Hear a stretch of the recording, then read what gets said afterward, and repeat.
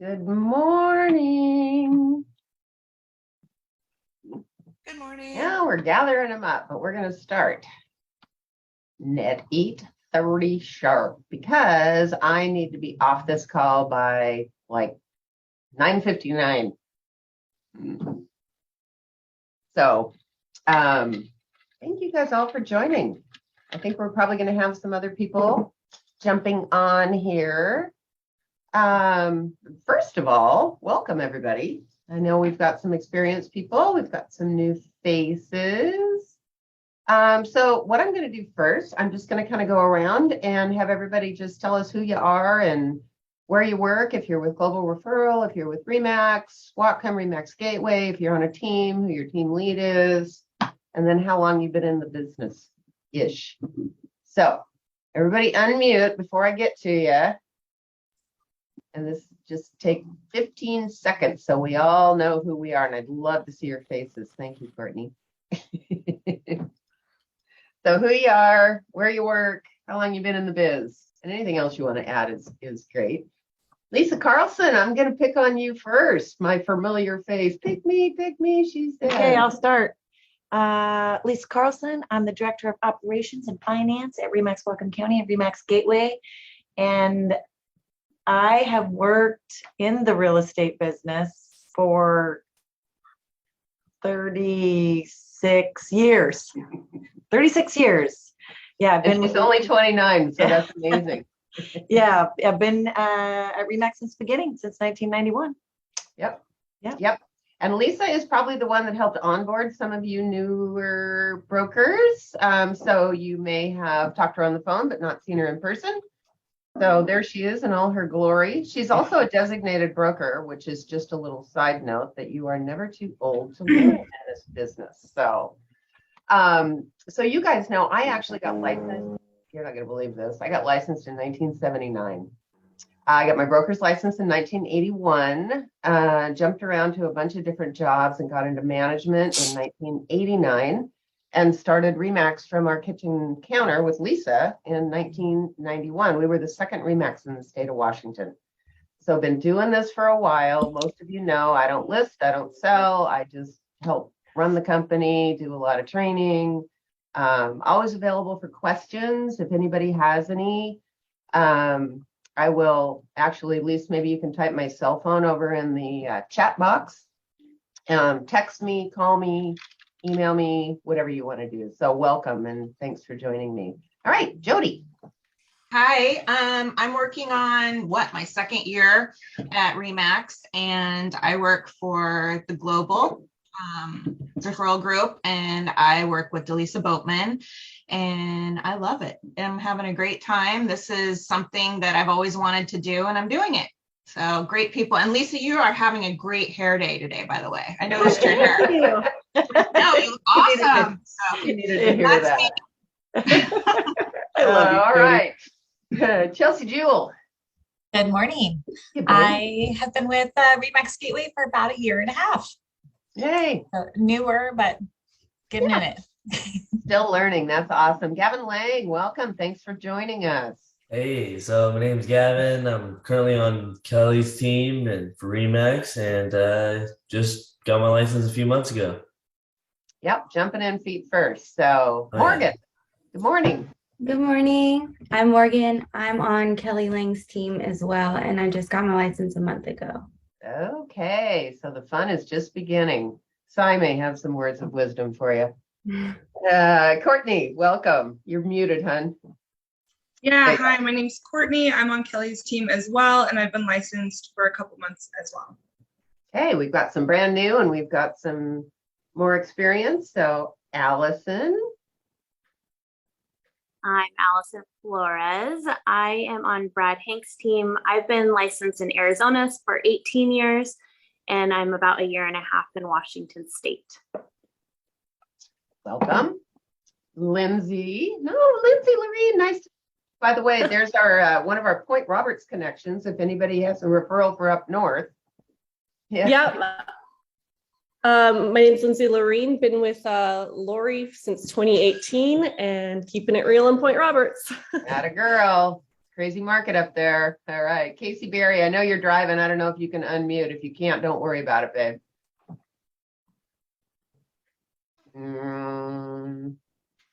If she can't, it's no big deal. Sai, I'm going to jump onto you. Oh, hi, everyone. I've been with Remax Whatcom County for 5 years, flying as a solo agent, loving every minute of it. Yep. Every day's a new day. And Sierra, welcome.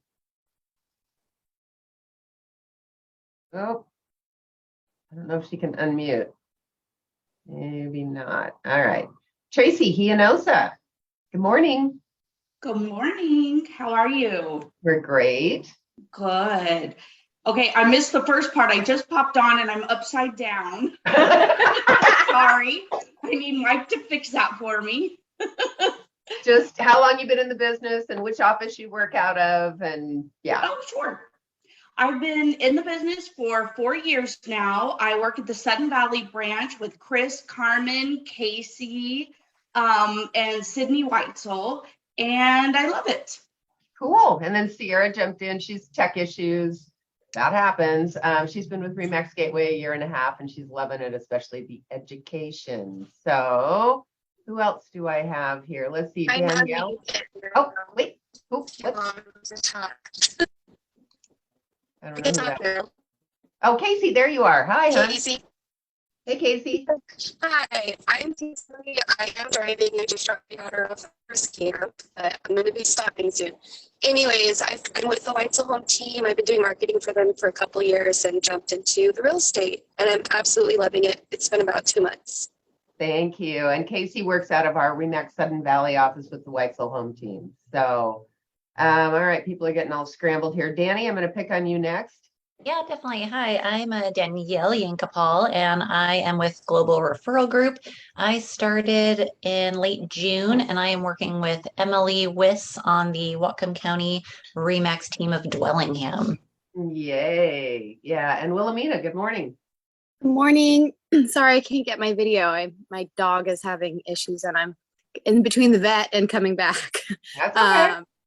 But I've been with Remax at the Whatcom County Lakeway office since February, and I'm loving it. And I'm really happy to be a part of this family and all the education that's here. That's great. And then Julie, I don't know which Julie, Carpenter, Osborne, or other. Osborne. Hi, Osborne. Hey, good morning, everyone. I'm Julie Osborne. I'm at the Lakeway branch.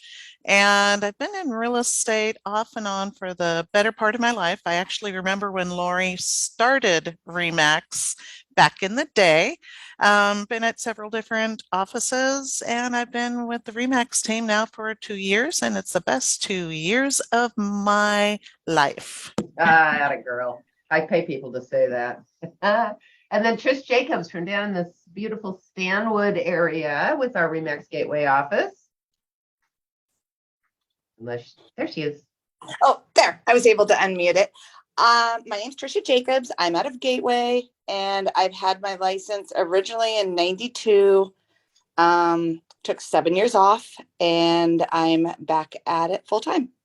Yay. We're glad to have you. Luis Reyes. Hola. Maybe I'm not sure about unmuting. Lucy, let's move over to you. Good morning. Oh, there's Luis. Oh, there's Luis. Hola. No. No. Maybe not.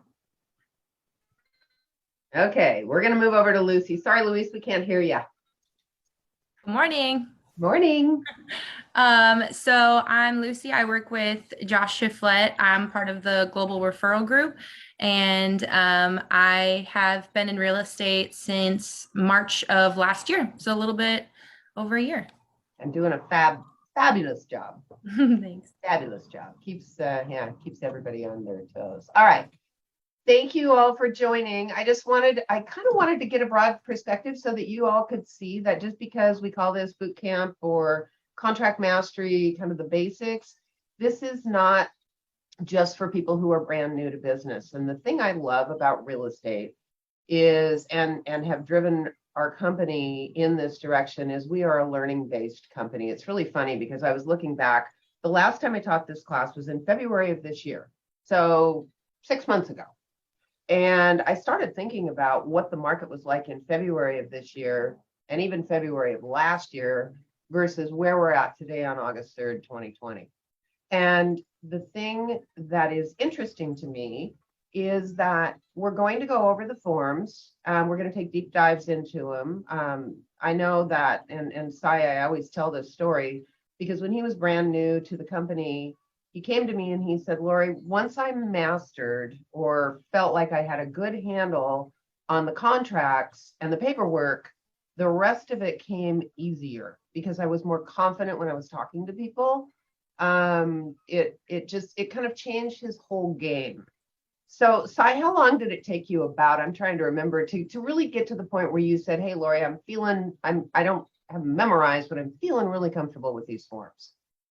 I would say about 3 months, and I was doing them about an hour. I was just time blocking an hour in the morning every day, 5 days a week to really hammer down every single form, not necessarily every single line, item by item, but definitely enough to where I can have a conversation and carry a conversation in situations where if the buyer was contingent, if the buyer wanted to waive their financing but disclose that they're getting financing, how would that work with the appraisal? Just little small items like that, because getting your license is the first step, but then meeting your clients and having that confidence and that knowledge to talk to them comes second as priority. Everyone wants to build their clientele first, but what are you going to do when you get that first client and you know nothing about what the contracts say? Yeah, because we are supposed to be the experts. That's why they hire us. They pay us a lot of money to know these forms. So I study them. I study them every week. And again, I don't even know how long in this business, but a really, really long time. But if you know these forms, or if you at least get the basics down, now we're going to take a deep dive into purchase and sales and things like septic and well and financing and inspection, the basic. Those are kind of the core forms you need to know. But if you go over to the Northwest Multiple and you look at the list of all of the forms they've got over there, we're not even going to scratch the surface. So part of this is going to be on you. And I'm going to show you a couple of places to go to help extend your knowledge. And I love Sai's idea of time blocking and actually making this a conscious effort to learn these forms. We are going to be drinking out of a fire hose for the next 5 sessions, I think it is. We're taking a break because Lisa and I are going to Nashville to a RE/MAX conference down there, and then we'll pick it up when we come back. But this isn't just something that you spend an hour and a half with me and then go, oh, okay, we don't have another class till Friday. I'm good. I'm going to go out and whatever. It doesn't work that way. This is part on me, but it is a lot on you. So I cannot stress that enough, that the foundation of the success in this business isn't just, loving working with people and loving working with houses. You also have to be an attorney, a septic inspector, an escrow, a title, a psychologist. You need to know all these things, but the contracts are the basis for your knowledge. And like I said, you can see, I would say 50% of the people on this have been through this before, and they're going through it again because 2 things. Number 1, every time we go through it, we learn something new. The market shifted. We're going to learn how to use these forms differently now than we did 6 or 12 months ago.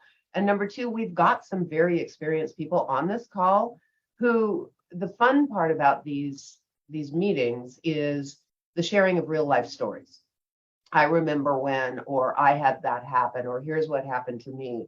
I'm a storyteller with clients. I think people retain a lot better when you have a story and you know the forms well enough that you can say, let me give you an example, or let me walk you through this. So I always say that the number 1 thing that you need to do is, number 1, you need to read through all of these forms. And the first time, just read through them. Second time, go back through them, highlight things that you don't understand, make notes on them, ask questions, get in touch with me, get in touch with someone, or Kelly. Kelly's usually on these calls. She's on vacation, well-deserved this week. But you need to know these. And then the third thing you need to be able to do, if I asked you to come into my office or jump on a Zoom call with me, could you actually pull up a form and hit the highlights as you go through it? I don't want you reading every paragraph or every single word on these contracts. You'll put your clients to sleep. But you should be able to give them a good summary of what is entailed in that paragraph. So in other words, here's a paragraph on earnest money. What it means is that you have to get your earnest money deposited into escrow within 1 business day of mutual acceptance. You're going to have to wire the funds. So in other words, you're going to have to be able to explain that to them. You don't want to just go through and read a long paragraph on where the earnest money goes when you go under contract. All right. So, and this is participatory. Feel free to jump in. We have a chat box over on the side. Luis jumped in. Technical issues. He's been with RE/MAX Whatcom County for 7 years. I'm going to do a little side note here too. Every one of you with RE/MAX has what is called Teams. Teams is the Microsoft version of Zoom. It's free. You've all got it. You can have a meeting like this with your clients, or you can set up a Zoom account, which everyone should do, and they're free. Zoom.us, go on, sign in, set up an account, and then learn how to use the darn thing, not just on your desktop, but on this. You should be able to use it on your phone, because when you're explaining a contract to a client, the best way to go through it is to be able to pull the contract up on the screen share with your client. I use dual monitors. I can't live without them. That's just me. I know we've got phones and I also have a Surface. We have docking stations, but that way I can be talking to my client on one screen and pull up forms on the other screen. But you need to learn some of these basic tools. You need to learn how to run Zoom. You need to learn how to run Teams, or you need to learn how to run something that your clients are going to have access to. So that's learning number 1. All right. I'm going to jump in. I'm going to do a little bit of screen sharing here. And on that, actually that's screen 2. I'm going to pull that up. Okay. So what we've got, and I need you to kind of jump in because I'm not sure I'm screen sharing the right one here. I'm going to move this. Okay. If I go to the Northwest Multiple, can somebody unmute and tell me if you can see this or not? Yep. Multiple. Yes, you can see it. Okay. So I am on the Northwest Multiple, and I am in a part called Express Forms. And the first thing I want to do is kind of go through this, because this is going to be the library of where you're going to find things. So under Express Forms, I always say in the multiple, read from the top down. You've got the forms library, obviously, that's got every form in it. You also have something called additional forms. And that is where, if you're dealing with a company, mainly in Seattle, if they have additional forms they want you to use, that's where you're going to find them. But you're not going to use those that often. But there's something right here called CEBA forms. This is where you find the commercial forms. If you ever, right now, if you're new to business, you're not going to be doing a commercial transaction without the guidance of a more experienced broker. But a lot of people don't know these are here. These are completely separate forms from the Northwest Multiple. There's a separate commercial association called CEBA, and they have their own set of forms, just so you know. All right, jumping back there. There's a couple different ways of doing this. So if you just want to find, as you can see right now, these forms go on and on and on and on and on. And it's always been a pet peeve of mine. They're not in any particular order. If you just want listing forms, you're taking a listing, click this tab right here. If you just want to go to the forms manual, you can click this form right here. Let's go back to the statewide forms though, and I'm going to go down this sidebar, because there's a lot of things in here that are going to make your life a lot easier. So for example, if I'm looking for a purchase and sale agreement, you got to wade through all the listing stuff and all the addendums and clear down to Form 21, which I happen to know is where residential starts, multifamily above it. But if you go up here and you hit purchase and sale, it's going to shorten up the list of forms, and it's just going to have the purchase and sale agreements. If you just want the notices, so if you're in a contract and you have to notify the other party, this is where you're going to find your notices, for example. I'm going to stop here and go through pamphlets for a moment, because as you all learned in your licensing class, the minute you start providing real estate services to a client, you are to provide them the law of real estate agency pamphlet. This is something that is probably the most commonly overlooked mistake that brokers make. They don't give them to their client at all. They forget. It needs to be a habit. It needs to be something that, like I said, when you start providing real estate services, what does that mean? Well, if somebody just calls you up and says, hey, Si, I want to go see a house.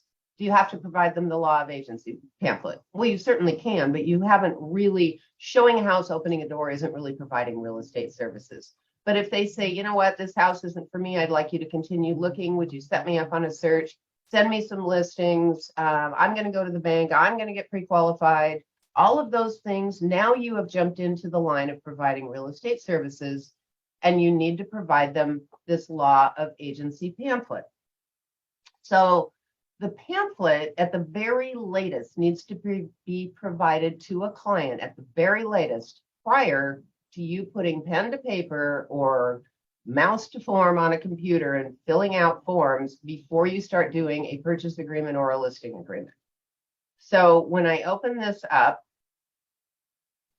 if you lose me here, so here is the law of agency. This can be emailed, this can be printed, this can be included as part of a buyer brokerage packet, this can be included as part of a listing packet. It doesn't matter how you get it to your clients, but you have to get it to your clients. If you haven't read this for a while, I strongly suggest that you go back.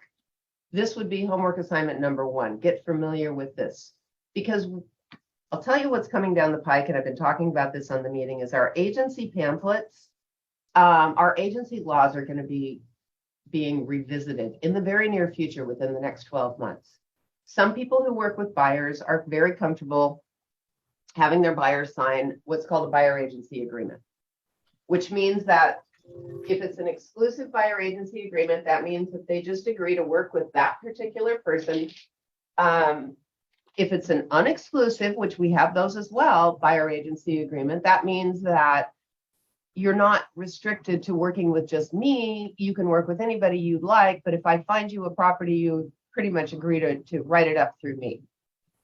So biggest mistake I think that some of the newer brokers make is they get a phone call. Somebody says, hey, Gavin, I want to go see this house. You go, great. You go jump in your car, you meet them out there, you open the door, you say, let me know if you got any questions. They go look at the house and they say, nope, that's not for us. Thanks so much. See you later. Well, anybody can do that. That is not how you're going to succeed in this business at all. I'm not saying don't go out and open the house. I'm going to go back here and talk to you. I'm not saying don't go open the house, but there needs to be a point in the conversation where you start asking questions. How long have you been looking? Is this a neighborhood that is of interest to you? Is this a price range that you're comfortable with? Number of bedrooms, number of bathrooms. What do you think about the fenced yard? Open-ended questions that get them talking, because the first thing you need to do is try and create a relationship with this person, a common ground. I don't mean a relationship like you're going to be best friends and go have a beer on Friday night. I mean that when they think of real estate, hopefully they're going to think of you, and you are going to be the information source and resource for them when they are looking to buy a house. It's different when you go out on a listing presentation. You may be in competition with 3, 4, 5 other brokers, and they may be other RE/MAX brokers. So that is going to be your opportunity to shine with your knowledge, your expertise, your marketing plan. There's so much to get ready for, but I'm back to the law of agency, and this covers duties of a seller's agent, duties of a buyer's agent, duties of a dual agent. We actually have a relationship with no agency, talks about compensation, it talks about definitions, but when you get down here, it's different relationships between the brokers and the public, duties of a broker. You need to be able to explain this to a client. This form they're working on simplifying, because frankly, it's a blur to a client. It's a blur to a buyer or seller. They look at this and they really don't know what they're looking at. They don't know how you get paid. They think that a lot of times I pay you a salary and that's how you get paid. So getting comfortable with a conversation about that with a client is going to be important. But the basis of all of that is talking about agency. Compensation, it's right here. Perfect opportunity to have a conversation with somebody. How long does an agency relationship last? It can last as little as a day. It can last a year. It can last 6 months. It can be property specific. It can be county specific. It can be statewide, because remember, you're licensed in the entire state of Washington. There's also, though, a caveat that says you won't perform real estate services in an area that you're not familiar with. So I don't know how many people would be comfortable going off and listing and selling a house in Pullman unless you get super familiar with the market over there. Talks about liability. We don't really have short sales right now. There's a lot of legal terms in here. And I'm going to take a hunch that the last time most people read this was when they were studying for their real estate exam. So don't make that mistake. Pull it out, take a look at it again, and let's go back and look at it. And you will find that at the very top of the statewide forms, right here. So the next one we've got is lead-based paint. Who can tell me a little bit about lead-based paint? When do you have to give somebody a pamphlet for lead-based paint? You can always give them a pamphlet, but if they find a house at a certain age, who can tell me what that age is? You have to give them the lead-based paint, and you have to include a lead-based paint disclosure. Who can tell me? You can hold your space down and talk. Before 1978? Correct.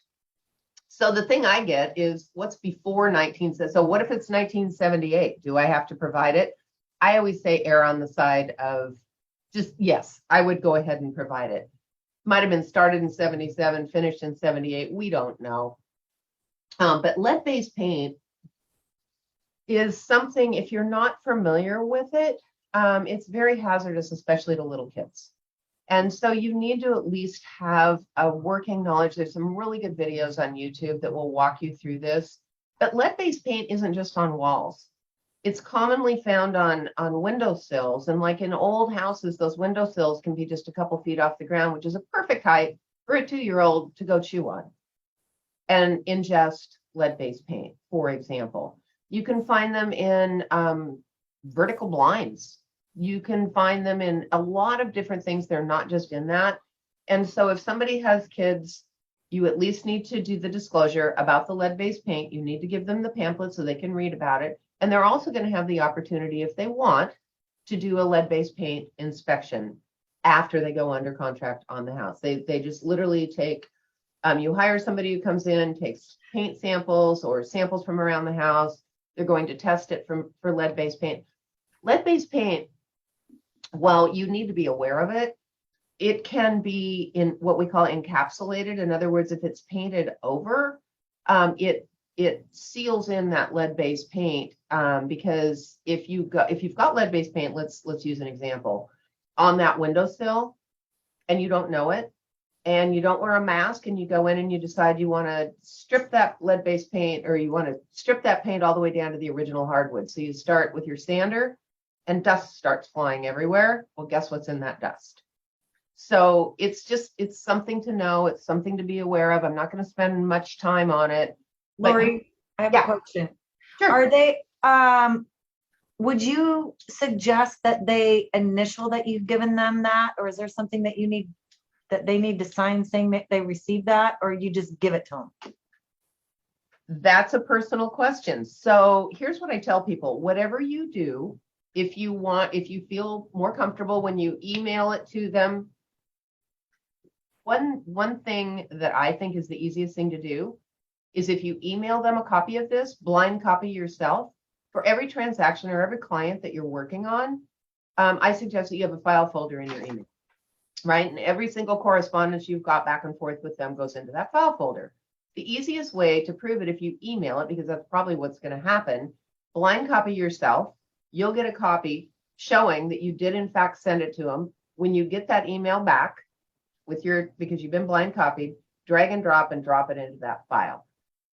If you do give it to them personally as part of your buyer buyer book, you can have them initial it. It's really personal preference, whether you want to or not. But whatever it is, you need to be consistent, because if you ever got audited, you need to say, oh, as a matter of course, every time I start working with a buyer, here's the packet that I give them. You go to your buyer packet, you pull it down, and part of that packet is your lead-based paint. Okay. It's your agency, it's your lead-based paint, it's everything else. So I hope that answered that. So I don't know if you guys caught this, but let me show you what I just did. So I wanted to find the lead-based paint addendum to show it to you. I'm going to go back to my screen share. I'm back on the forms. See up here where it says search express forms? Search express forms only. Something you need to know. An asterisk is a wild card. So if you know just one word of what the form is called, let's say lead, but I don't know if that's the first word or the last word or whatever, a really quick way to search is you do asterisk, whatever the word is, lead in this case, asterisk. So if you lead and end with an asterisk, it's going to pull up all of the forms that have the lead-based paint in them. So, and sure enough, here it is. Here's your disclosure. Here's your pamphlet. And then here's one if you had a lease, which we don't do property management. So there's also two things here. You notice that there's the form we can pull up, or there's the manual. Every single form, almost every single form, I'm going to say probably 95% of them, have what they call a manual in the multiple to go along with that. So when I download the manual on this particular form, if you can't find me, or you can't find Laura Bird or Kelly Lang or Carmen or somebody to ask the question, go to the forms. Over on the right-hand side, it's going to say manual. If you click it open, it's going to walk you through the form. And my guess is it's going to answer 90% of your questions. So this tells you when to use the form, what our responsibilities are, if there's any exceptions. You can't remember, there's our 1978. It talks about that. There are a couple exceptions, using it in the purchase and sale. Here's the summary, when you have to give it. We have to keep the records, which we do. And then it comes down here, and every single manual has assistance filling in the blanks. There's a number next to the date of agreement, for example. So if I click on that, it's going to take me down here, and you can see that number one is going to, with the date, is going to correspond with where I put the date on the contract. So this is, it's a great, if you remember nothing else, remember this. The manual will always walk you through the form. It, buyer, seller, and if I click on number 4, it's going to go back there, and it's going to tell me list and provide all records relating to the presence of lead-based property. Excuse me, that's not it. Property, insert the property address as it is on the agreement. That's pretty simple. It's going to walk me through the seller disclosure. Does the seller know of any? Does the seller have any records or reports available? Or do they not have any reports? If they don't, you're going to click the second box. The seller's going to sign it. This is something you could actually take at the time you take a listing. A lot of people don't do it, but it would be a great thing to have. Upload it into supplements. And then when the person who is a selling broker goes to write an offer, they don't have to ask for this. It doesn't have to be you fill it out. It's kind of backwards if you're filling it out for the buyer and submitting it with your offer. But that's how it goes. So if you end up filling it out with your offer, you're representing a buyer, you can't find one of these, you're going to fill the top part out. You don't know if there's any records. You're going to go down here to acknowledgement. They can't initial they've received all the copies if they haven't received all the copies, but they can initial that they've received the pamphlet because you've got access to that. So you have them initial this. And then number 10, is the buyer going to waive the opportunity to do a risk assessment or inspection, or are they going to accept the opportunity to do one, in which case they'll be responsible for hiring somebody to go in and actually do that lead-based paint test. So they have 10 days to do it. And then the seller has 3 days to reply if they find lead-based paint, because the buyer can actually disapprove this and walk away from the contract. So at that point, if the buyer says, nope, I found lead-based paint, and And then the seller can come back within 3 days and say, okay, I will correct all conditions that you found on your inspection report. Or they can say, nope, I'm not going to do anything. And so the buyer has the opportunity to basically cancel the contract and walk away at that point. The buyer signs. You have to sign as the buyer broker. The listing broker has to sign here. And then this is weird because at the bottom of the page, the buyer has to initial again and the seller has to initial. Okay. See, here we are. I've only made it into like 2 forms. So we're going to move on from there. Back to my forms library. There's another one, mold, moisture in your home. We're in the Pacific Northwest. It's not uncommon to find mold. You need to brush up on this though, because most buyers freak out when they're told that there's mold in the attic or mold in the crawl space or whatever. That's a good pamphlet to give people and have a discussion with that. That would be identified usually by an inspection to the property. The inspector would call that out. It's usually a lot of times because vents into the attic or the crawl space have been blocked. Mold grows when there's no airflow. So if there is airflow, the likelihood of mold growing is going to be a lot less. I am going to spend a little bit of time though on the wire fraud alert because we've actually had it happen twice. And what do I mean by that? When you open escrow on a property, escrow will get open escrow means you have a mutually accepted purchase and sale agreement. You give a copy of that to the escrow company who is going to be doing the closing.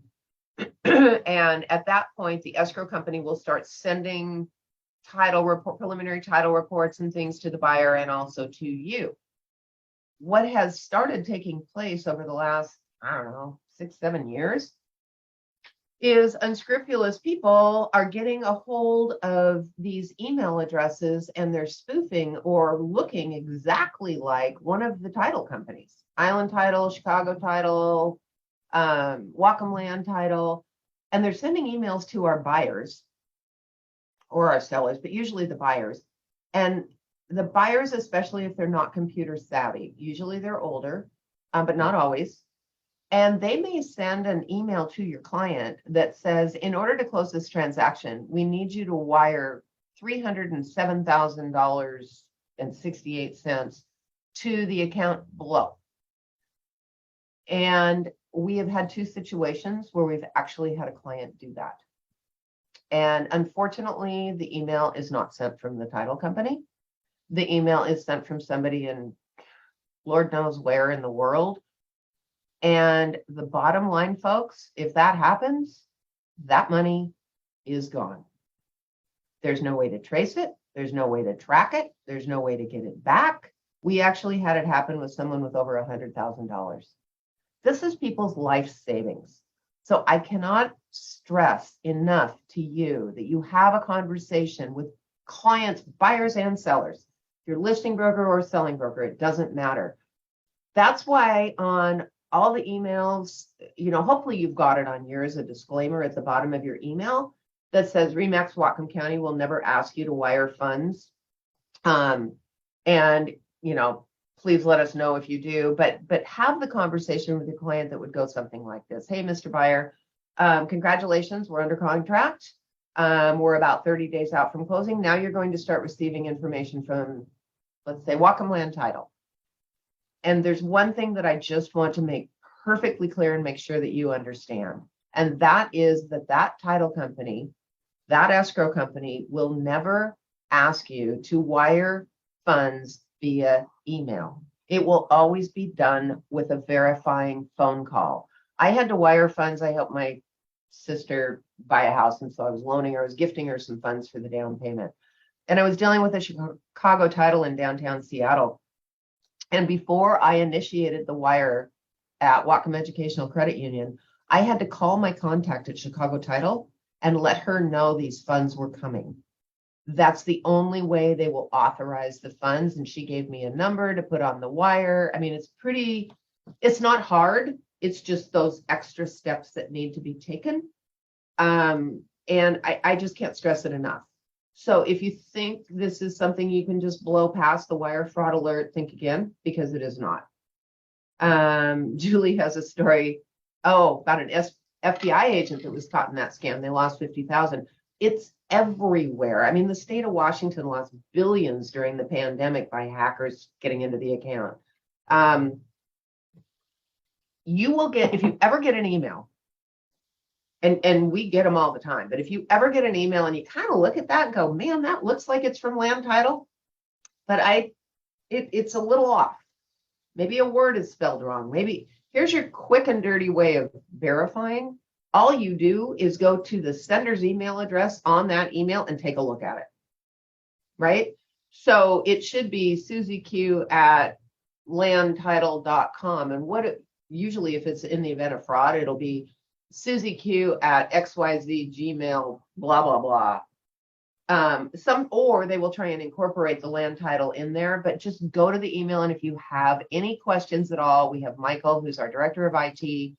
I send him stuff all the time and say, is this okay to open?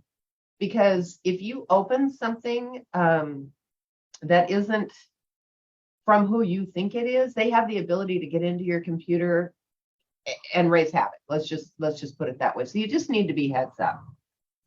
Any questions? I'm pretty much done with the forms. I will pop this open really quick and do a quick screen share. So here's what that form looks like. And it's put out by Washington Realtors. It's a very simple form. And it just goes through, beware of the following. And if you want to do this as a matter of course, this is a great place to write in your name. It's autofill, super simple. And just have the conversation with them. So anyway, there is that. Questions before I move on? I do. I just have a comment, Lori. Sure. I've seen some brokers actually put these disclosures at the bottom of their email signature. Yep, I have one.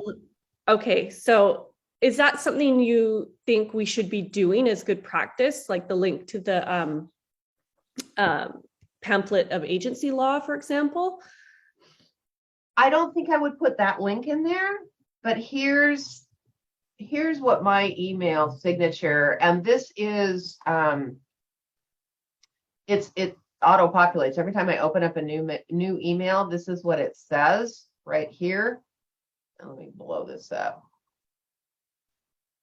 Email is not secure or confidential. We'll never request that clients send funds, personal information, routing numbers if you receive an email concerning any transaction. So that's my disclaimer. I don't think it's enough. I think you still need to have a conversation with your client. I don't think the law of agency or the, even the wire fraud alert, I mean, you could definitely put a link in there if you wanted to, but I think a conversation, giving them the form and having it at the bottom of your email. So if you don't have it and need some verbiage, reach out, happy to share it. Your team lead may have something, and it just needs to generally say, heads up, I'll never ask you to wire. I'll never ask you for your credit card via email. There's always going to be a phone call and a phone conversation in there. So that help? I don't mean to scare you, but that's a reality. We do have cyber insurance, but it has limits. You have to, Lisa, what's the thing they made us put on our cyber insurance that everyone would have on their computers? They're going to have some type of they just have to have a security endpoint, which means you need to have antivirus on your computer. And they're also requiring us now to have multi-factor authentication for each one of you guys for your emails, which we're going to start probably 10 of you at a time. What that means, I have it because my account has been hacked on more than one occasion. Unfortunately, I'm kind of out there everywhere, even though I don't market and advertise. My account has been hacked, and I've actually had people pretend they're me. A lot of you may have gotten text messages that say, hey, it's Lori, I'm in a meeting. Can you get me a gift card? Those text messages. I've had 2 people actually go buy me gift cards.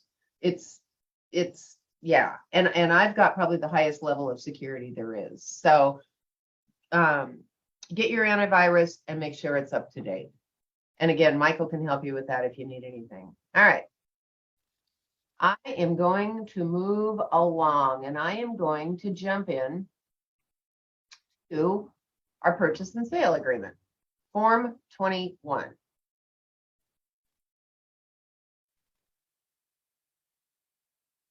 And just a heads up, so you guys know, I don't always know form numbers. I know some of the basic ones. So if you call me and start spitting out, hey, I'm using a 90L and I think I should use a 22Q and I'm probably going to go, whoa, whoa, whoa, whoa. I know the forms by name. I don't have them all memorized by number. That's just, yeah, I'm old. So here's your residential purchase and sale agreement. And this is the manual that I've opened. It's got great information in here. Filling it out completely, the date. Let's stop on date for a second because this is a good reminder. The date the contract is written is only important in that the date you write the contract is when the clock starts ticking for the seller to accept your offer. All right.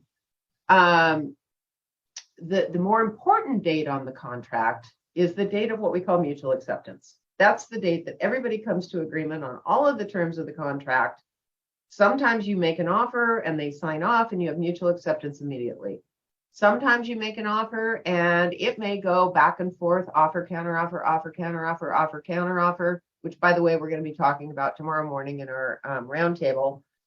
And it may go back and forth 6 or 7 times until you finally get to mutual acceptance. When you get to mutual acceptance and everywhere in between, I can't stress how important it is that you put dates next to every single one of the changes that you make. Because if you have to go back and prove the date of mutual acceptance and you haven't dated it, you're going to be in a tough position. Why is that important? Because so many things are triggered by that date of mutual acceptance. The deposit of the earnest money, the inspection. Let's say you have 10 days to get your inspection, the financing, you've got 21 days to get your financing in order. All of that is triggered from the date of mutual acceptance. So mutual acceptance, everybody needs to be crystal clear on when that was. I get asked this question a lot. We finally have mutual acceptance at 11 o'clock on Wednesday night. So did we get mutual acceptance on Wednesday or did we get mutual acceptance on Thursday? The time that you go under contract with mutual acceptance is of no, it doesn't matter. You can go under contract at 11:30 at night. You can go under contract at 2 o'clock in the morning. Whatever day that is the date of mutual acceptance. When we get into counting time on our contracts, because everything is time driven, the date of mutual acceptance is not counted. This is important. You need to remember this. The date of mutual acceptance is never counted as one of the days in the time that you have allowed to do an inspection or to do a neighborhood review or to do financing. So if we get mutual acceptance today, the clock starts ticking tomorrow. If we have an addendum that comes back, we never count the date of the addendum. The clock always starts ticking the next day or the following business day, depending on time. We'll get into that. That's yeah.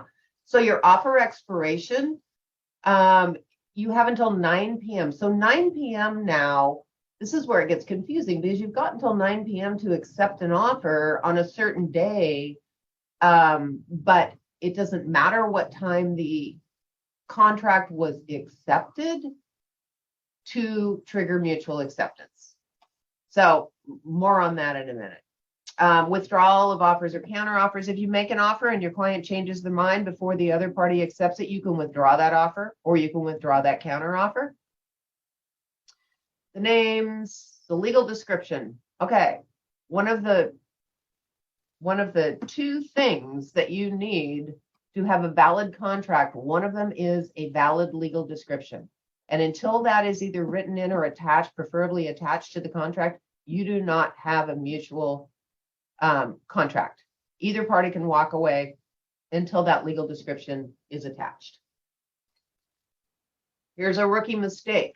A lot of people throw in a parcel number and say that's a legal description. It is not. Parcel numbers can be wrong. Property can have more than one parcel number. Never use the parcel number, even though they're referenced in the listing. Never use the parcel number in lieu of a legal description, ever. That's a non-negotiable. You still need to insert it. It's for reference only, and it's not a material term of the agreement. It tells you right there, right? Street address, included items. We'll get into that in a minute.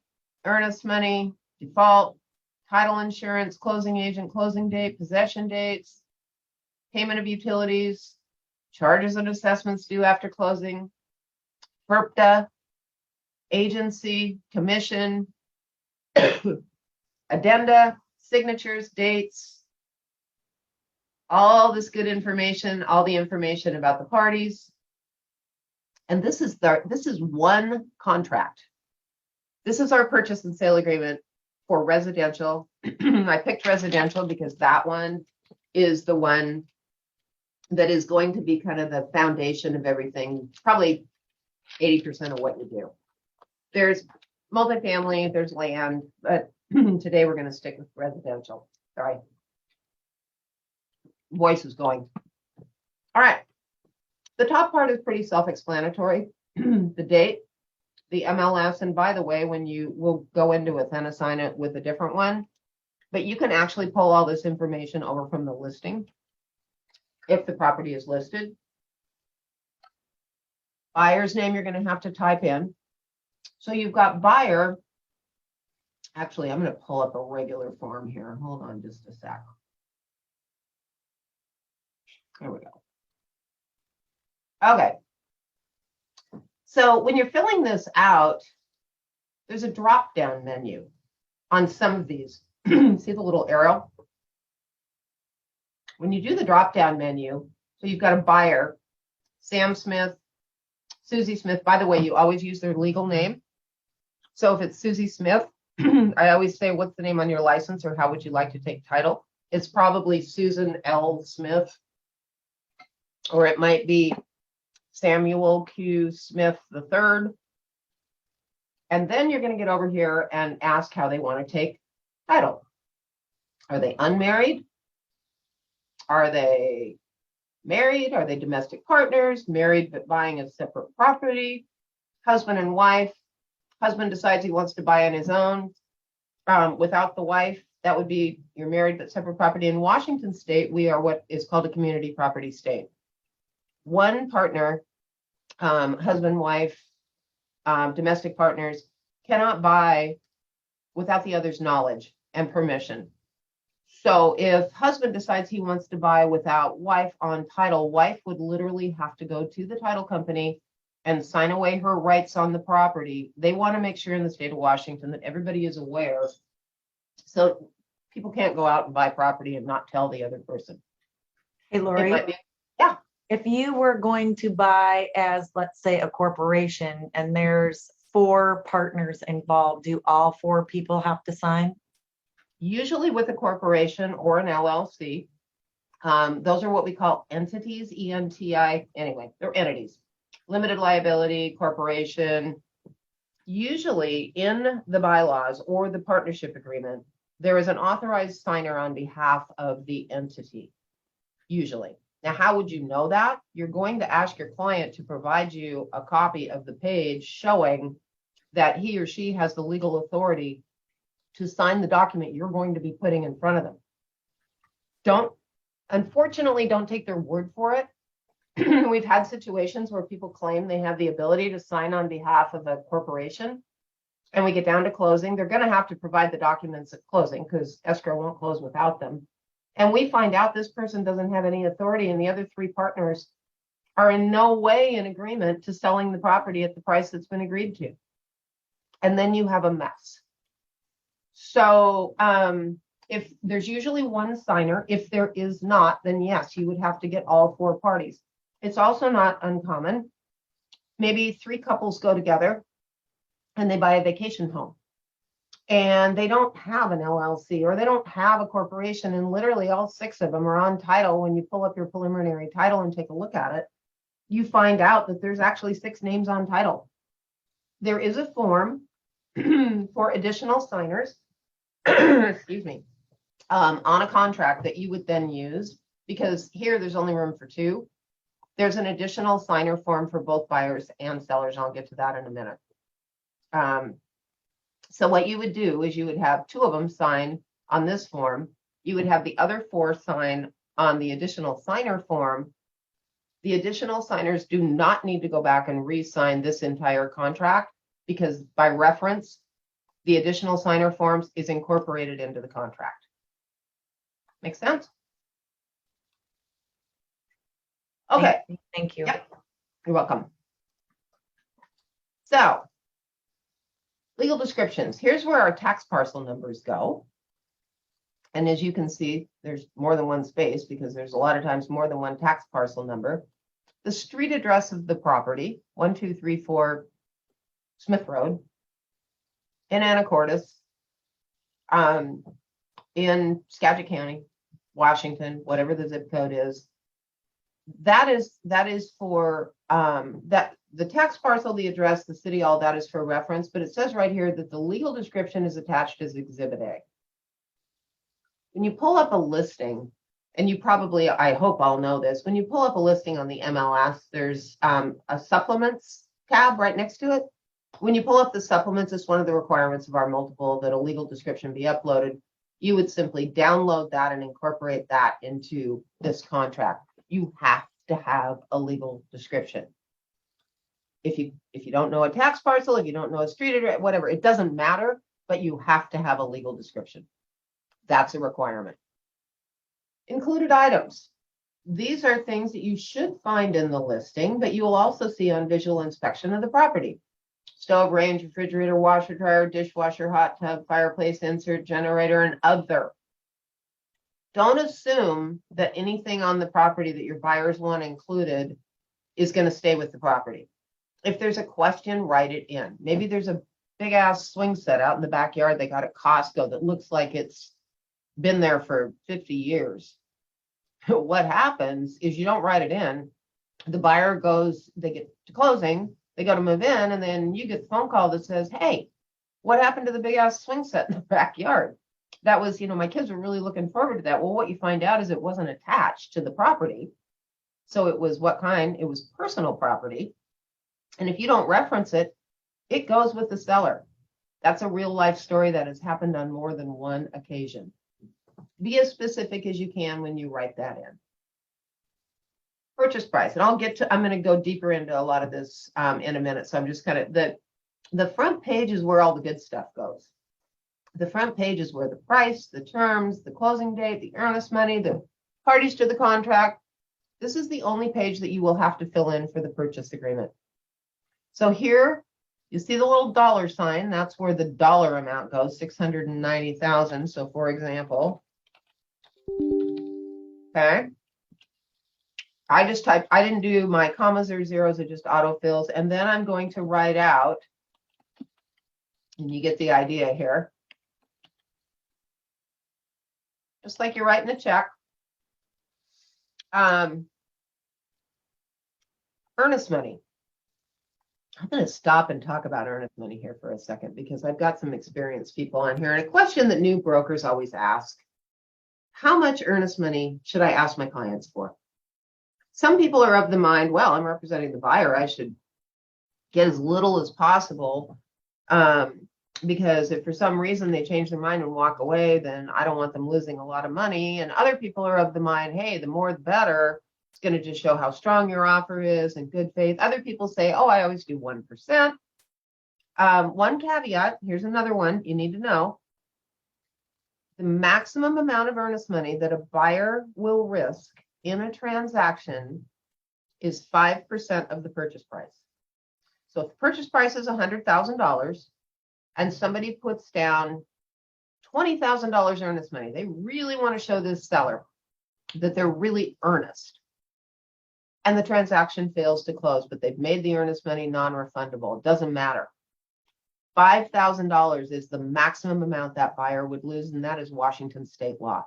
So you can collect more than 5% earnest money to show good faith, but in the event of default or failure to close, 5% is the most they're going to have at risk. So remember that number. Let's jump in. Julie, Lindsay, we've got some experienced people on here. What's your rule of thumb for earnest money? Trish. Come on. It really depends. It really depends on the price of the home or the amount that they're offering. I say 2% up to $5,000. But if it's, you know, like $1 million house, you definitely want to go higher than that. So you just have a rough rule of thumb on that side. What do you use? What's your philosophy? More or less? Do you have an amount? For me, it all really depends on the situation and the market that we're in. Technically, we don't really have to come in with earnest money. So I don't ever tell my clients how much to come in with. I kind of just give them the spiel of, well, how strong and committed do you want to look to the sellers? And, you know, because the more you come in with, the more it'll be appealing. I never say 1% or 2%. I just kind of give them the situation and let them choose what they want to do. But I do tell them this is what I usually see is 1%. And then I let them make the decision. Here's interesting, because this is what's changed in the market we were in 6 months ago and the market we were in now. 6 months ago, it was almost impossible for a buyer to get a house under contract. Multiple offers. They were in competition with 10 or 15 other people. They were going in making offers with ridiculous amounts. I shouldn't say ridiculous, high amounts of earnest money, no contingencies, no inspections, no financing. They were waiving everything under the sun to try and get under contract on a house. They were giving away a lot of their rights, but that was what it took to go under contract. Well, guess what? The market has leveled out. The market has shifted. There are more properties on the market. The prices are settling down back into the realistic area where they should be. And so this is a conversation that you need to have with buyers and say, it's my thought on this that you've got a purchase price of $690,000. They'll go, well, how about $1,000? What would you say? Jay, you've been doing this for a while. What would you say, bud?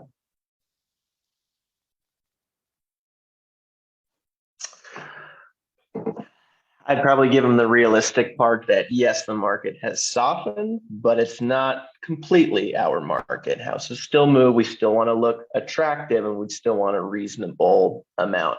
Now, granted, if the purchase price is down there and there's no other offers and it's been 2 months, yeah, maybe we could entertain it. But if it's a fresh new listing that's got 4 days on the market, I'm going to try and get them up a little bit and tell them that we still want to be enticing and look serious. You do, absolutely. And the earnest money is refundable if you don't approve the inspection, if you can't get financing after a good faith effort. There's different ways, although I never want to see any of you go into a contract saying, oh, don't worry about it. If you change your mind, I can get you out of this. That is that's not fair to anybody. I want to see you going in saying, look, I write contracts, hopefully to get over the finish line. I am going to build in protections for you. But one of the things that I think is that earnest money is exactly what it sounds like. It shows that you are earnest and sincere and are making a good faith offer on a property. So the answer to that question is there isn't really an answer. So a lot of people say the 1% rule. I see Luis is saying that. So $6,900 on $690,000, that'll work. Anything, up to 5%. Now you're going to have some people, if you're in a multi-offer situation, I'm going to skip back to that for a minute. Like Jay said, property's only been on the market 4 days, high interest, they deliberately underpriced it, and it's going to go. You may want to show good faith. So on the $690,000 purchase price, you might want to put down $10,000. You may want to put down $20,000. The money is going into a trust account at the title company. It is not going to the other party. And it's going to sit there until either it closes or for whatever reason, the buyer changes their mind or doesn't approve something in the contract, and then it's going to go back to the buyer. So it isn't normally given to the seller. Sometimes we do make it non-refundable after a certain event, but that's a little bit more advanced. Wire is the best way for them to get the earnest money into the title company. You can take a check. I highly discourage you from doing that. If you do, you have to receipt it with what's called a Form 89, which there has to be a receipt every time that money changes hands. So if they give it to Chelsea, Chelsea has to give them a Form 89, which is an earnest money receipt.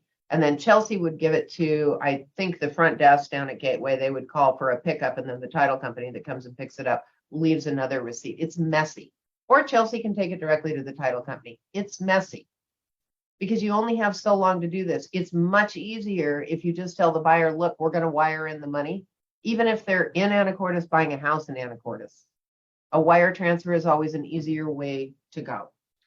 Or they could drop it off at the title company. They can drop, or the client can drop it off at the title company and get a receipt. Absolutely. Who is the check made out to? It's made out to the title company. Whatcom Land, Land Title, Chicago Title, because it's going into their trust account. You get to decide how many days after mutual acceptance. It's usually 1 or 2. And again, I'm going to get to timeframes in a minute because that's super important. Default, you're always going to check forfeiture of earnest money. That means that if the deal falls apart, the worst that can happen to your buyer is they're going to lose their earnest money. Because election of remedies means the seller has the opportunity to sue them for what's called specific performance. We don't want to go there. I don't think I've ever seen that box checked. You are always going to check forfeiture of earnest money. Title company, you'll see there's a drop-down menu here. If you haven't already made friends at your local title companies, I suggest that you do that. More than one, because you're going to be working with more than one. You're going to have your favorite, but the listing broker may specify a certain closer at a certain title company. So it's always a good idea to be familiar with the various title companies. Some are better than others, I will tell you. But if they haven't specified in the listing, then you should have an idea of who your favorite closer is at a title company. I like, Susie at Chicago. She's my go-to person. You've established a relationship. She does a great job. She gets things done on time. She doesn't drop the ball. So here goes the name of the title company. You can usually find it. Let's say Chicago Title in here. And then the closing agent. So the difference between title insurance and closing, usually 99% of the time, they're one and the same company. Title insurance is issuing insurance on the property to ensure that the buyer is getting what we call clear title. There's no liens on the property. The taxes have been paid to the date of closing. That's the job of the title insurance company. They actually issue what's called title insurance. The closing agent is the person who actually sits down, draws up the documents, and signs them for your client. So it's usually the same company. Down in Seattle, not always. There are actually independent escrow companies down there. And then if you've got, so let's say it's Chicago Title again, and if you have a favorite closer at that person, you can actually specify it right here where it talks about individual. Closing date.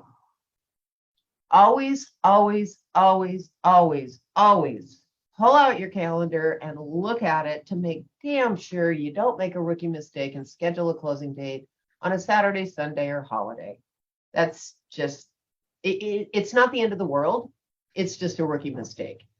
You always can carry over. So if you schedule closing by accident on a Sunday, it automatically carries over until Monday unless that's a holiday.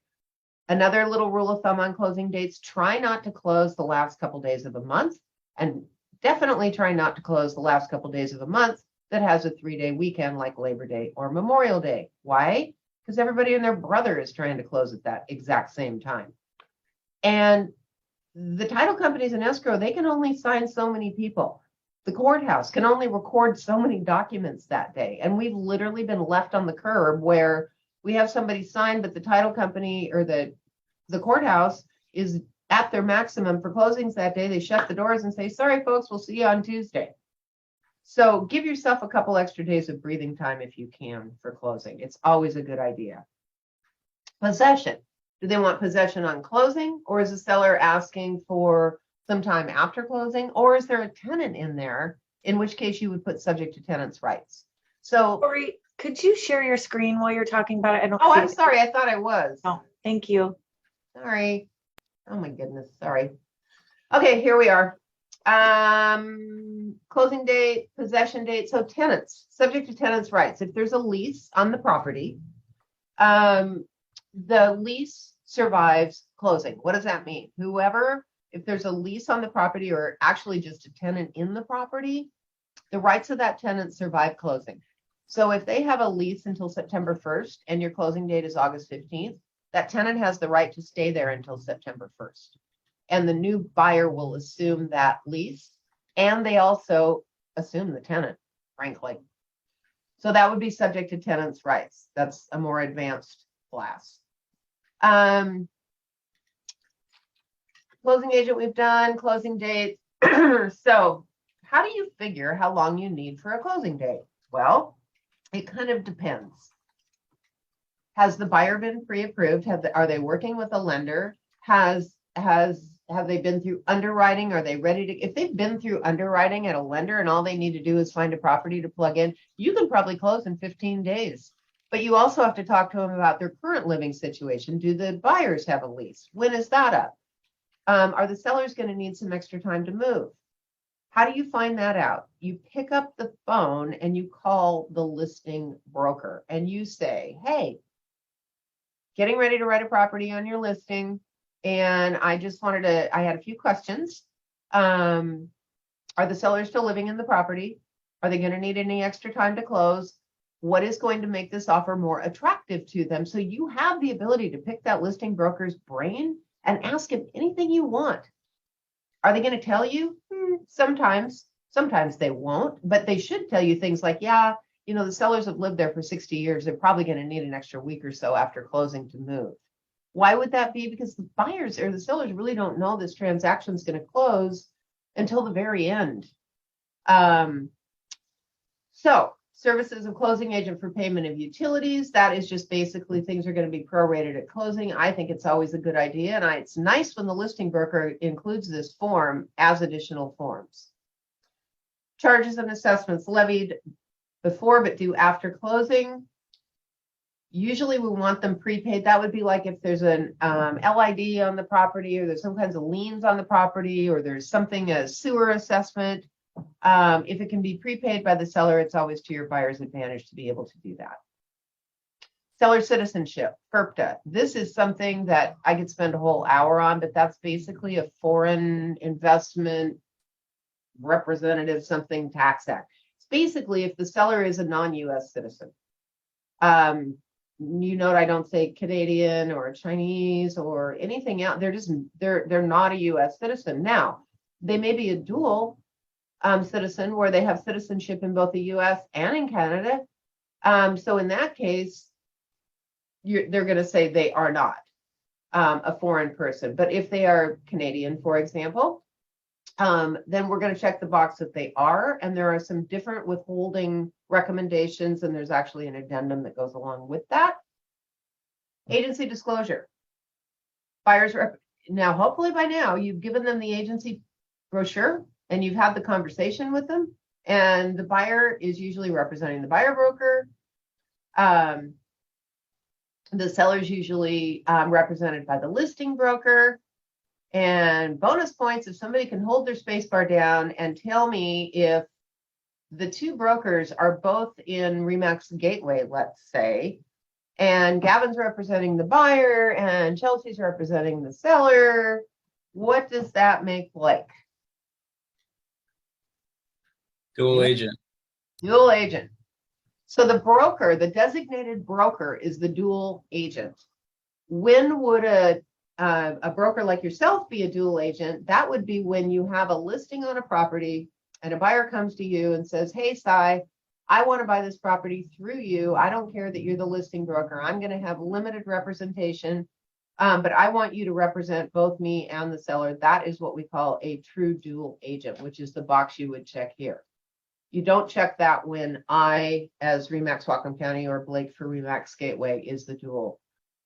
We have the unrepresented. I rarely ever check that. Addenda. This is your drop-down menu that's going to have every single addendum that is available in the multiple. It's best practice to always include these. So it may be financing, it may be inspection, it may be septic, it may be well, it may be a lot of different things. If you don't find it on the drop-down menu, it does not belong in the contract. An example of that is FERPTA. So even though they talk about FERPTA here, and you're going to do a FERPTA addendum, it does not become a part of the contract. Another one is the Form 17. It's required for the contract, but it is not a part of the contract. It's part of the transaction. Everybody signs, you fill in the information to the best of your ability. Some people get sneaky and they don't want to fill it all out. This is just mainly for the convenience. The only thing that's required really are the signature. The rest of it is for the convenience of escrow, but you're going to make a friend the more you can fill out so escrow can get a hold of these people. Most of this auto-populates in Athenasign. And we're going to get into the good stuff. Purchase price. Buyer is going to pay the seller purchase price, including earnest money, so they get credited for whatever that is, in cash at closing, unless otherwise specified in this agreement. What does that mean? That means that unless you specify that you are getting financing, for example, you're basically telling the seller, I got all the money in the bank. So it's super important that your buyer understand, and this is a great place to have a conversation with your buyer to say, hey, let's talk about your money. Is it currently in your checking account? Is it in your savings account? Are you getting a gift from your grandma? Are you cashing in stocks or bonds or something else like that? That is this conversation. They are not relying on any contingent source of funds. Contingent means it's not currently in their bank account right now. So they're representing they have sufficient funds to close unless it is disclosed. And then it says here again, use caution when wiring. So earnest money. This walks you through the steps. Buyer shall deliver earnest money by the delivery date, which you specified on the first page, specific term 7, to the party holding the earnest money, usually the title company. Buyer brokerage firms, real estate firms can have trust accounts. I would never specify that another real estate firm is able to hold earnest money. I would always specify the closing agent. You always have that choice. Very, very few companies do, but if you run across that, always specify the closing agent. It talks about if it's more than 10,000 or if it's sent by mail. Frankly, that doesn't normally happen. If it's more than 10,000, they can do an interest-bearing trust account, but with the interest rates being the way they are, it is not worth it. So I don't usually go into that. They can if they want to, but they usually end up owing money if they do an interest-bearing trust account. Because it costs money to set up account, and the person who has the earnest money, the buyer, is going to be charged those. Here it talks about termination and how to release the earnest money, because your buyer is going to say, well, what if something happens? How do I know I'm going to get my earnest money back? Here's the paragraph that you need to understand. We are going to deliver a Form 50 to escrow stating, please release the earnest money and disperse it to the following parties. And it talks about what happens if the parties can't agree. And this goes into an interpleader action. I'm not going to go deep into this, but you need to read about it, and you can go back into your manual and it will talk about this. This is what happens when after 30 days there's a dispute. The seller thinks they're entitled. The buyer thinks they're entitled. Nobody can agree. Here's where it spells it out. I'll go back and talk about included items because there was a limited number of included items on the front. This is really important for you to know. So it covers built-in appliances, but it also covers things like wall-to-wall carpets, curtains, drapes.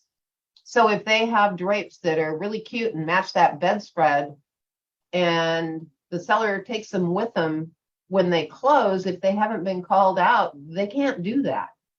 So curtains and drapes are included in the sale, window treatments, screens, awnings, storm doors, TV antennas, ventilation, air conditioning, heating fixtures. All of these things are going to be included. Plus the remote controls. I can't tell you how many times I've had a phone call from somebody and they say, seller didn't leave the garage door opener. Well, guess who's responsible for going and replacing it? Technically the seller. What usually happens is the selling broker, as a good guy, calls up the garage door company and gets another one made, but that's beside the point. The seller is technically responsible. They're usually going to come back and say, we haven't had one of those for years. Anyway. So I have another question, just because this is happening, I guess, because I have this internet now. So I have that new internet from Elon Musk, the Starlink.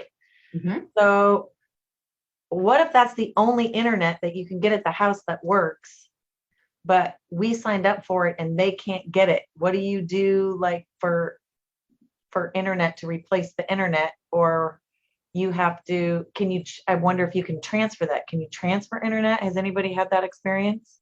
So what I would recommend doing is just letting them know. I would put this in the seller disclosure, the Form 17, that the internet is provided by Starlink and is owned by the seller, will not be transferred with the property.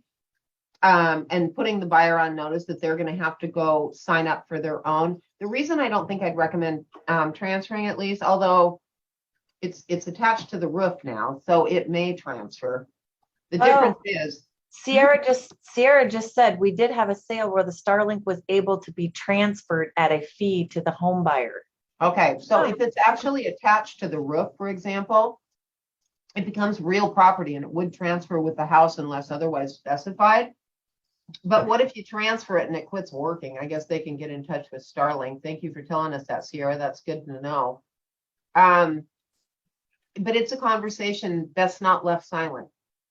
Okay. Okay. Thanks. Condition of title. Title shall be marketable. What does that mean? That means that all the liens and encumbrances that are on the property that the seller has generated shall be removed at closing. That doesn't mean that easements, CC&Rs, all of the things that run with the land will be removed. They're going to go with the property. CC&Rs are covenants, conditions, and restrictions that are going to put limitations on the property. For example, you can't park an RV or a boat on the street. Some developments have that requirement because they're trying to keep the aesthetics, right? Condominiums always have CC&Rs. There may be an easement on the property that will run with the land. That is not going to get cleared.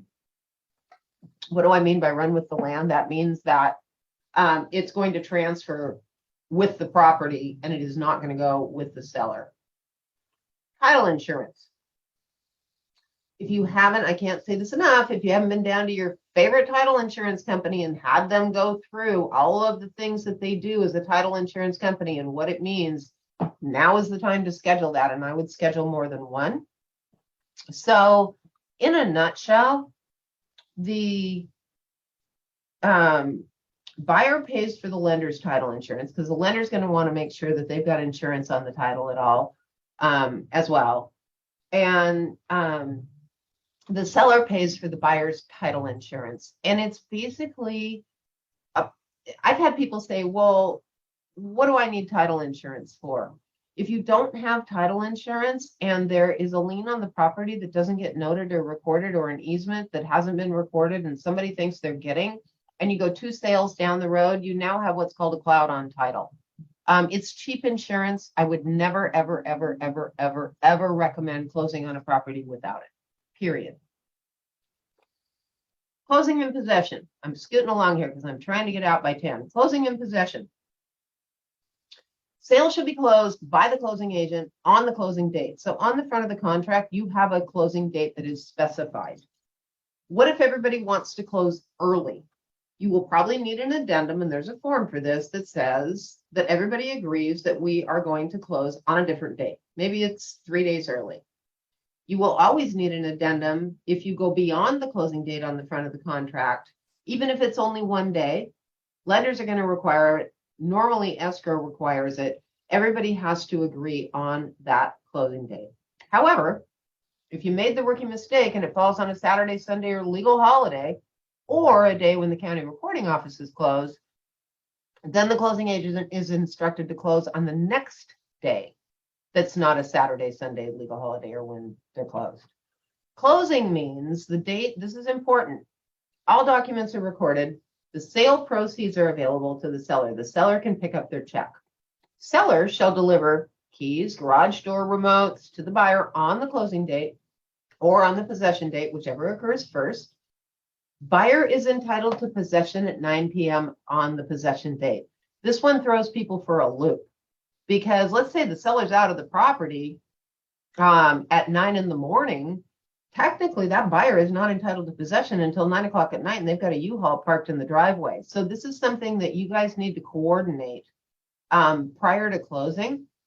It's not uncommon to have it done right before closing when they get specific, but if you remain silent and it's not negotiated, that buyer is not entitled to keys, and nor are you ever to give them the keys prior to 9 o'clock on the possession date. So seller's going to maintain the property in its present condition, normal wear and tear accepted. They're going to mow the lawn. They're going to weed the flowers. As the property was shown, that is what the buyer is entitled to get. That is subjective. One person's normal wear and tear is another person's not. However,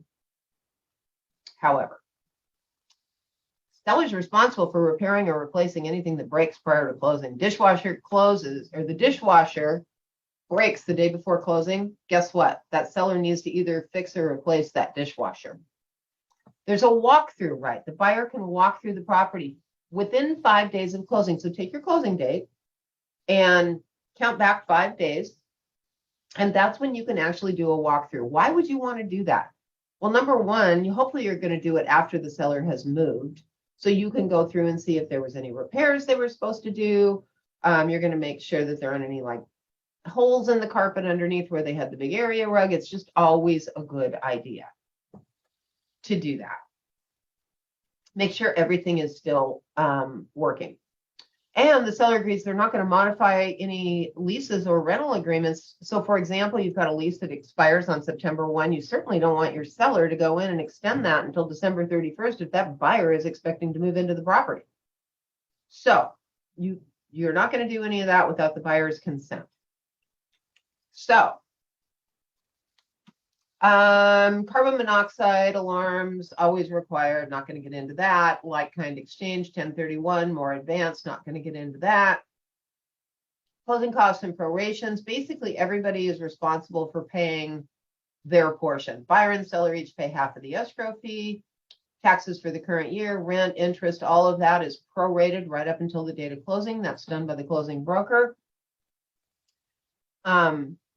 The buyer pays for all of their loan costs, including credit report, appraisal, lender, anything to do with the lender is the buyer's responsibility.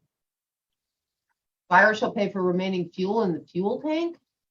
If prior to closing, the seller obtains a written statement. If the seller doesn't, the buyer or the seller doesn't get any money. So maybe they just filled that propane tank last week.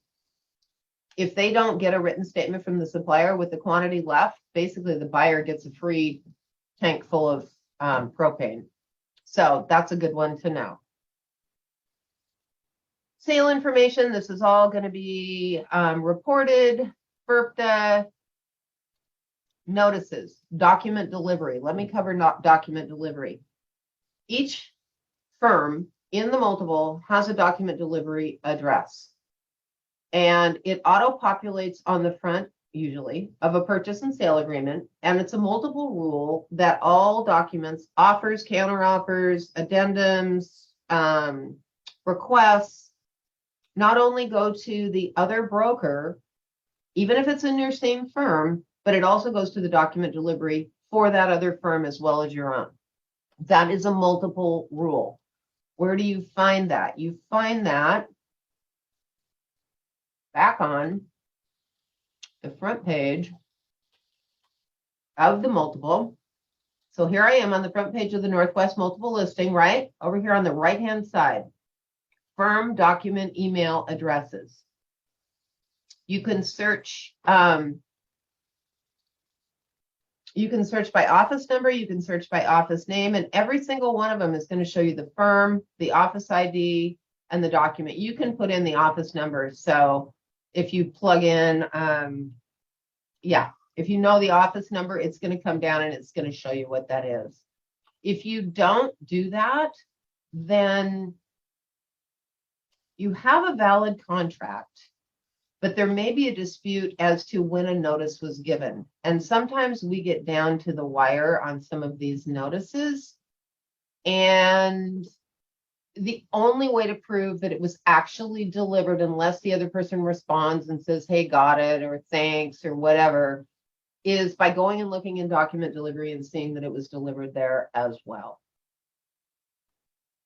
All right, computation of time, and then this is going to be the last big one, because I'm going to grill you on computation of time from beginning to end. So, except for the possession date, we'll get to that in a minute. So, the agreement shall start on the day following the event. So you get mutual today, the time starts tomorrow, the day following the event. The event was mutual and shall expire at 9 p.m. of the last calendar day of the specified time period. Except for the possession, if the last day is a Saturday, Sunday, or legal holiday, then it expires on the next day that isn't a Saturday, Sunday, or legal holiday. Any specified period of 5 days or less, except for the possession date, shall not include Saturday, Sunday, or holidays. So let's say you have 2 days to deposit the earnest money and you get mutual acceptance today. How long would you have to deposit the earnest money? Well, 2 days would be Thursday, Friday, done. That it has to be deposited by Friday. What if we get mutual tomorrow? So you get mutual on Thursday, but you're not going to count weekends or holidays if it's 5 days or less. So you're going to go Friday, Monday, and you're actually going to have until Monday to deposit. Now it says 9 p.m., but the title company is not open at 9 p.m. So even though you've got that time, you've got to get it in. It's got to be wired in advance. So 5 days or less are business days.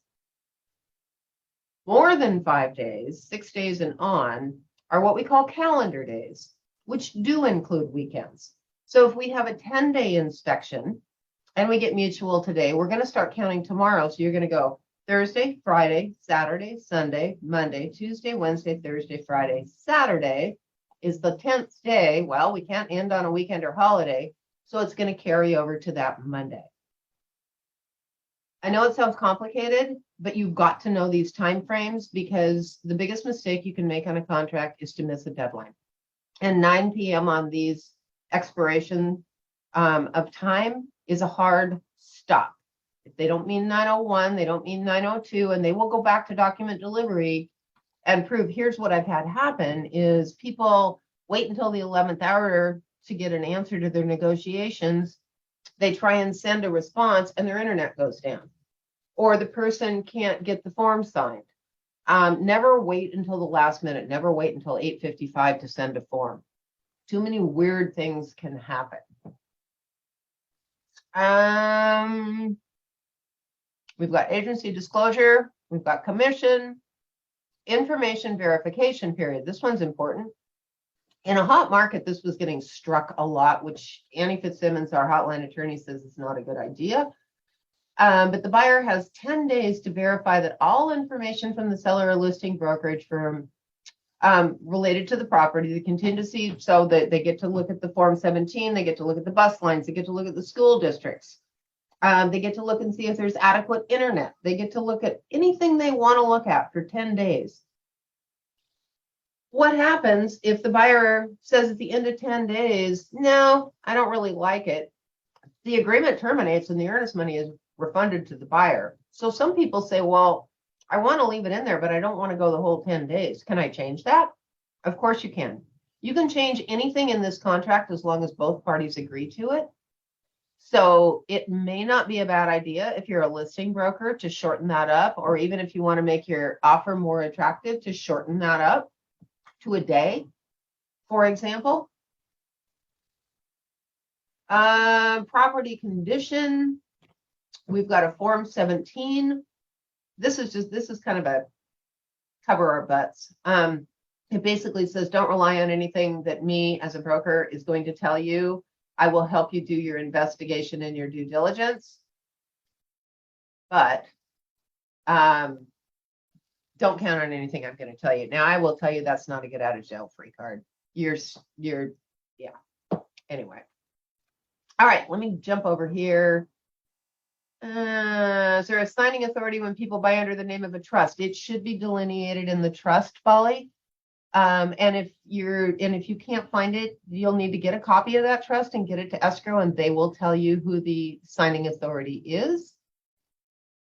1% depends on the property, and they did that. I flew through the residential purchase and sale agreement, and we just took 90 minutes to do it. You can see how important it is to learn these forms. So your homework assignment before Friday is to go back, go through this purchase agreement, go through the manual, try filling it out. I want to see highlight. I want to see notes. I want to see question marks. I want to see, I don't understand this. We're going to get started promptly at 8:30 on Friday. We're not going to spend the time of getting to know each other again. I just do that on the first one. We are jumping right in, and I have a favor to ask. We start promptly at 8:30. Be online and ready to go at 8:30. Log on at 8:25. Let's go. We got a lot to cover, as you can see. And I hope my voice holds out. So taking our deep dive. Anybody else have any other questions on what we've covered today? 5 pages and a lot of pamphlets. So your homework is to go back, and I want you to download, and I want you to review and highlight and read.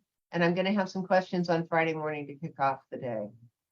I'll send some reminders out. We'll be using the same Zoom link over and over. So save this email. I'll be sending out another one. We'll be covering different things. 20 of you on today. That's awesome. Thank you all for joining me. Have a great day. See you Friday.